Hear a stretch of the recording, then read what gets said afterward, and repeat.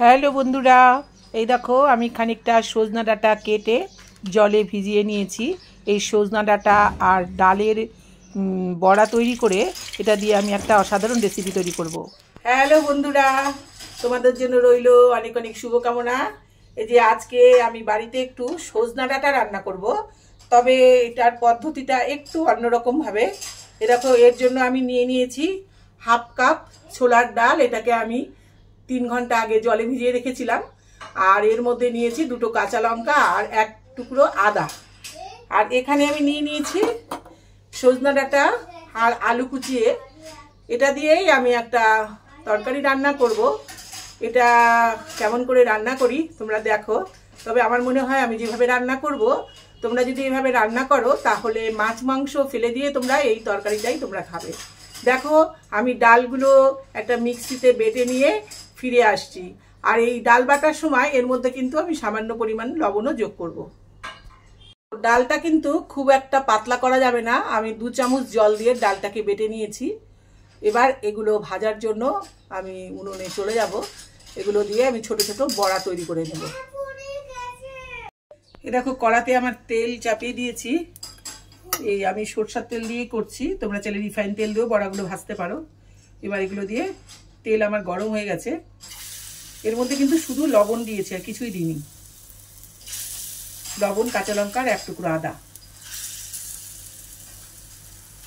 এই বড়াগুলো ভেজে নিয়ে আমি এই তেলের মধ্যেই একটু কালো জিরে দিয়ে এই ডাঁটা আর আলুগুলো ছেড়ে দেব। আর অপর দিকে আমি একটা মশলা বানিয়ে নেব, একটু পোস্ত আর সরষা দিয়ে। পোস্ত আর সরষাটাকে একটু পিষে নিয়ে শুকনো অবস্থায়, তারপর জল দিয়ে ওর মধ্যে কাঁচা লঙ্কা দিয়ে আমি পোস্ত আর সরষাটা বেটে নেব।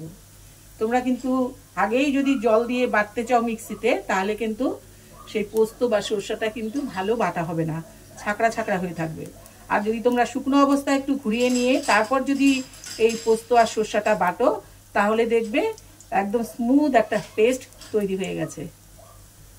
বড়াগুলো ভেজে নিচ্ছি, হয়ে গেছে দেখো একটা দিক।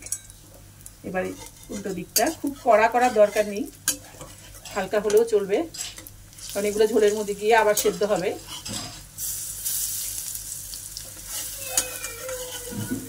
এই কড়াইটাতে আমি আগে রান্না করেছিলাম, কড়াইটার জন্য আমি ধুয়ে নিইনি, ওই কড়াইয়ে আবার করছি।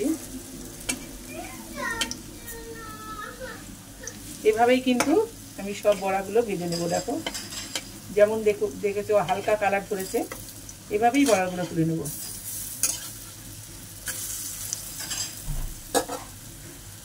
বড়াগুলো কিন্তু ভাজা হয়ে গেছে, একটু কড়া হয়ে গেল, এত কড়া না হলেও চলতো। এবার আমি এই তেলের মধ্যেই একটু কালো জিরে ফোড়ন দিয়ে, এই কালো জিরে দিলাম আর 2টো কাঁচা লঙ্কা দিয়ে দিচ্ছি। এই যে পরে আমি একটু বেগুনও দিয়েছি, এই বেগুনটাকে আগে দিলাম তেলের মধ্যে। এবার এই ডাঁটাগুলো দিয়ে দিচ্ছি, ডাঁটা আলু।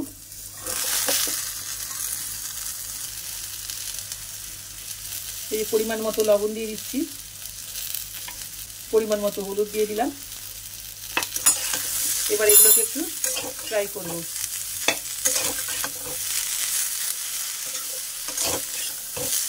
এই তরকারিটা একটু কাঁচা তেল দিলে কিন্তু খেতে ভালো লাগে।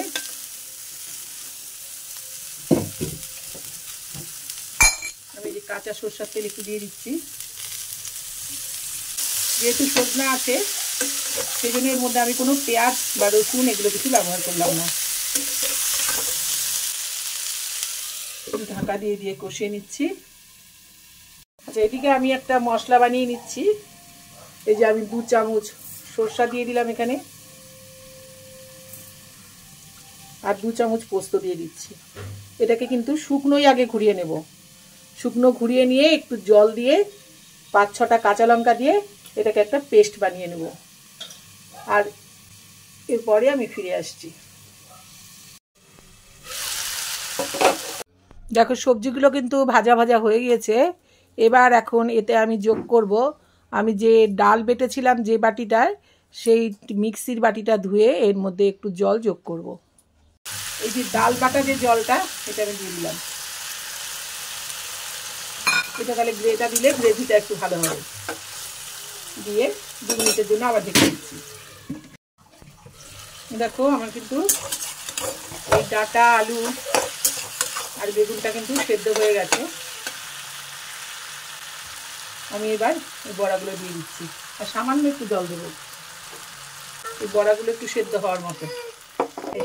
এবার ঢাকা দিয়ে দিলাম। 3 মিনিট পর ফিরে আসছি।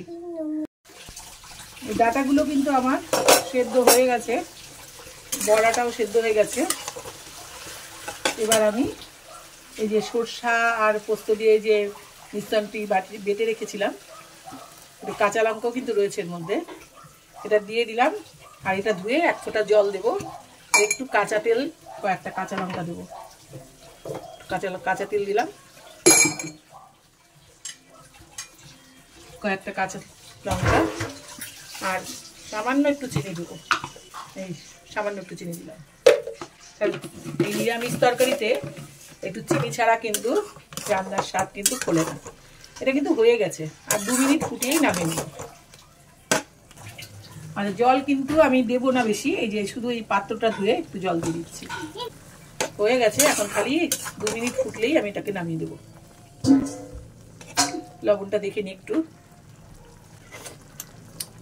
হয়েছে, একটু লাগবে।